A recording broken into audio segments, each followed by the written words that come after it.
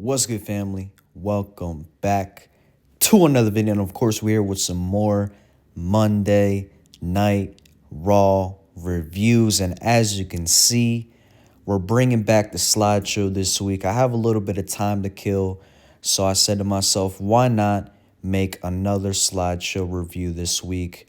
And that's exactly what we're going to do. So, kicking off Monday Night Raw, we have none other than Mr. Main Event Jey Uso competing in a singles match against Grayson Waller.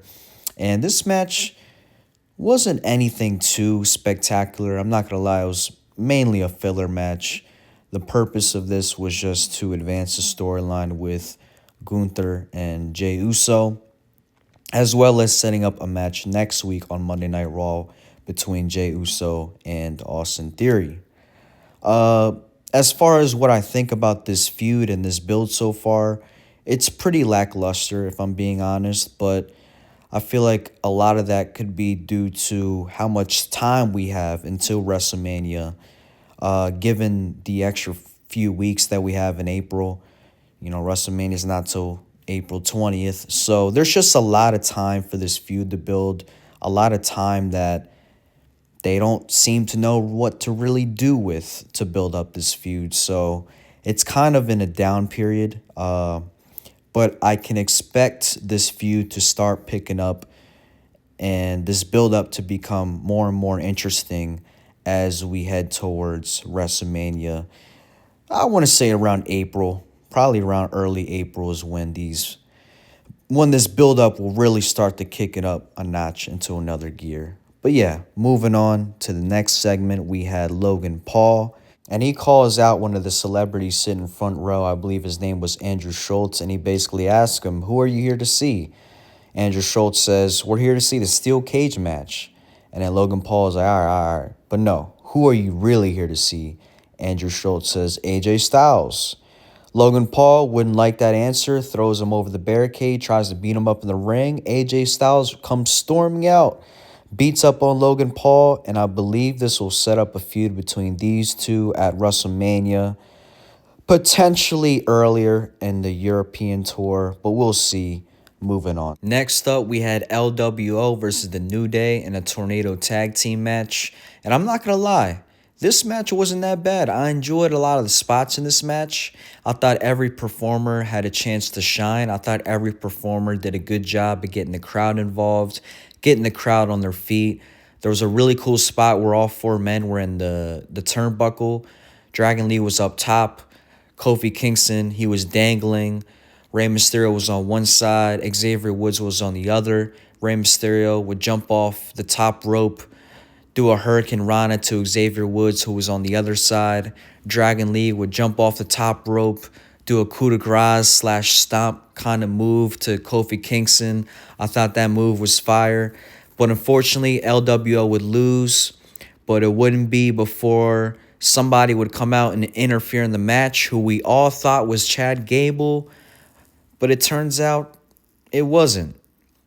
New Day would capitalize, get the victory, moving on. Cody Rhodes would then come out, and he would cut what I thought was a fine promo. Compared to the promo he cut on SmackDown, this one was much better. He had a little bit more edge to him, a little bit more of an aggressive side to him, if you will. But he basically came out and explained to the fans how John Cena didn't want to appear this week. Instead, he's fine with appearing next week on the European tour.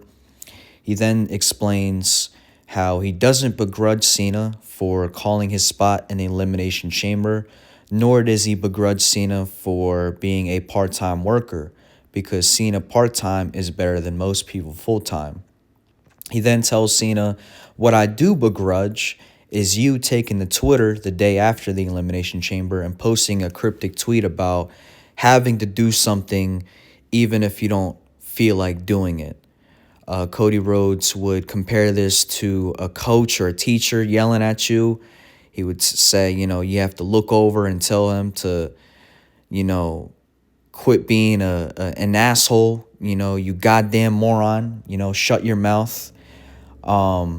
And then he would basically tell Cena, listen, you're not going to become the 17th time champion because I'm going to have the heartbreaking privilege to put an end to that.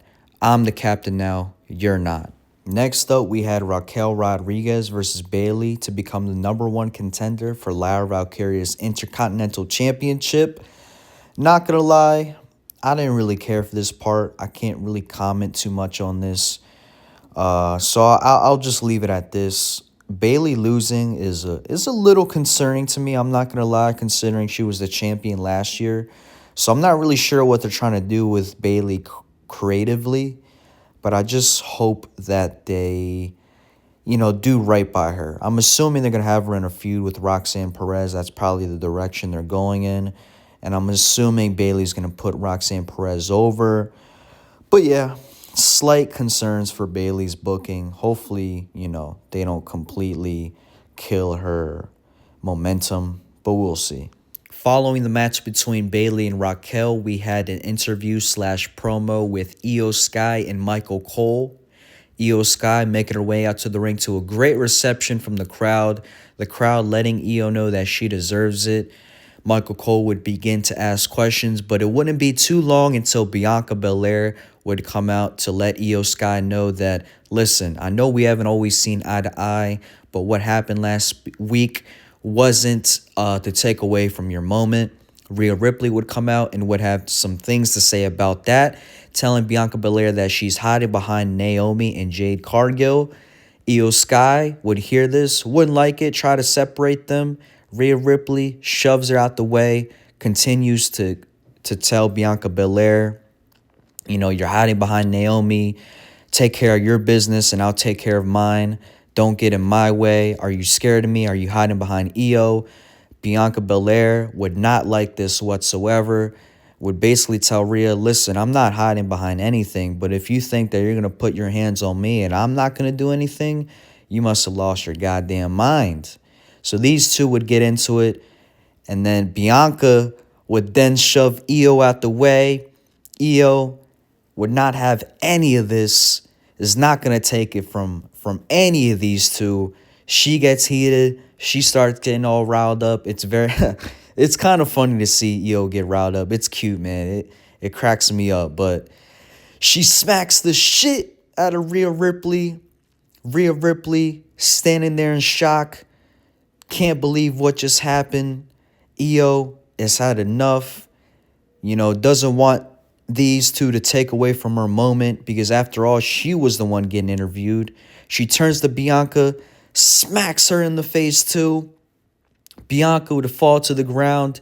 IYO raising her belt up in the air, jumping up, very energetic, very hyped up, just letting everybody know I'm the champion. I won't be overlooked and I will not stand for this mess. And she walks off, and that would be that.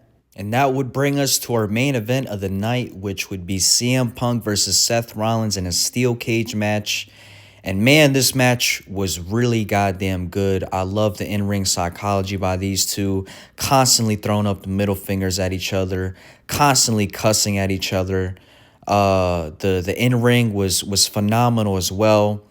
Although I will say, I feel like they were trying to do their best AEW impression in this match because, goddamn, the amount of kickouts that we saw in this match was insane, man. They were kicking out of each other's finishers like it was nothing. But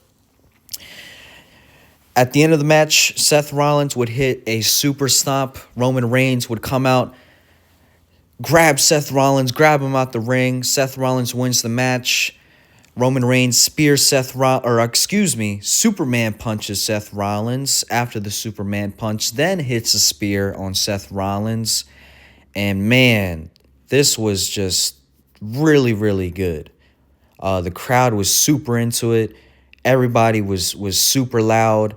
Everybody was super into this moment. Roman Reigns wouldn't stop there, though. He would grab Seth Rollins, pull him over to the steel steps and attempt to do the same thing that Seth Rollins did to him, doing the double stomp, sending him out for a while. But Roman Reigns wouldn't make it that far. He would get broken up by the security and the referees and whatnot. As he's getting broken up by the security guards and the referees, Roman Reigns turns and looks inside the ring, and he sees none other than his wise man. But it's not just his wise man. His wise man is tending to somebody. And who is he tending to? Scratch your eyes. Can you see? He's tending to CM Punk and Roman Reigns.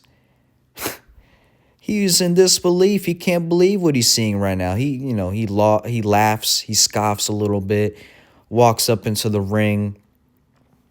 And then this is where all hell would break loose. Roman Reigns grabs CM Punk, throws him on the cage, throws him on the other cage, runs off the ropes, hits CM Punk with a spear, and that would wrap up the show. Roman Reigns, ooh ah, throws up the one. Paul Heyman's in the corner looking all scared. Seth Rollins getting tended to outside. And that would wrap up the show, man. This was a great finish to what I thought was a great show. I love what they're doing with these three. I can't wait to see this match at WrestleMania. I think this pretty much confirms that this will be the triple threat match. We'll see, man. Winner gets the wise man. And I believe not only will they get the wise man, excuse me if you hear the police alarm outside, not only will they get the wise man, but I believe if CM Punk wins, I believe he will turn heel and turn on Cody Rhodes and align himself. Him and Paul Heyman will align themselves with John Cena and The Rock. Can you imagine? Can you imagine a world where that happens? I know I sound crazy, but I think it's very well possible that this could happen. But I'm going to leave it at that. That pretty much wraps up my review. Let me know what you guys think down in the comment section below. Let me know if you guys have any theories, any ideas, anything that you want to see happen, anything that you think will happen. Let me know down below. Thank you guys for tuning in. As always, I appreciate you guys watching these videos. Please make sure to leave a comment, interact with me. Let me know what you guys think about the show. Let me know what you guys think about WrestleMania. And yeah, all that good stuff. With all that being said, thank you guys for watching. Peace, love, positivity. Love you guys. Take care of yourself. Peace.